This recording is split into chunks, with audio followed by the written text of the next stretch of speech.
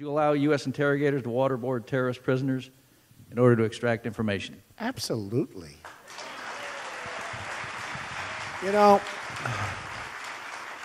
this question was in the previous debate, okay? And they asked it of Ted Cruz. What do you think of waterboarding, and what would you do, and how bad? And he was like really weak on it. So of course it's bad, but it's not chopping off heads, folks, okay, that I can tell you.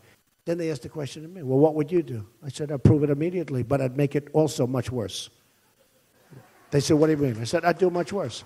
WikiLeaks walks like a hostile intelligence service and talks like a hostile intelligence service.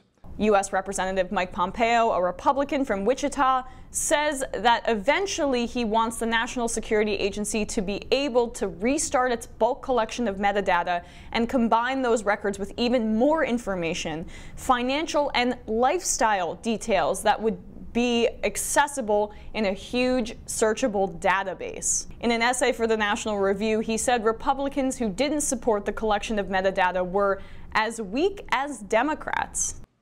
It's time to call out WikiLeaks for what it really is: a non-state hostile intelligence service often abetted by state actors like Russia. Julian Assange and his kind are not the slightest bit interested in improving civil liberties or enhancing personal freedom.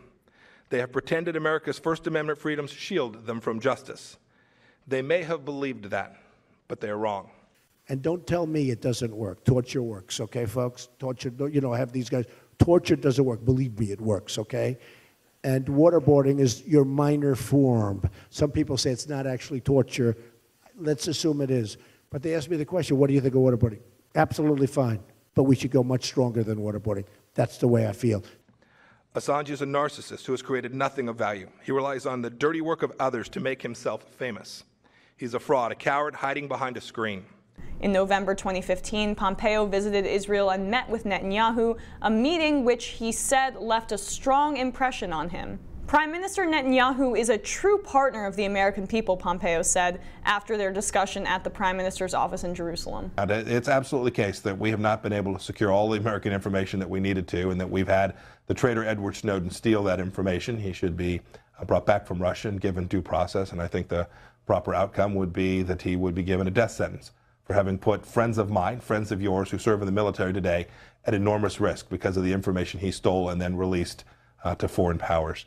We have to be very strong, and we have to be very vigilant, and we have to be very tough. Waterboarding is fine, but it's not nearly tough enough, okay?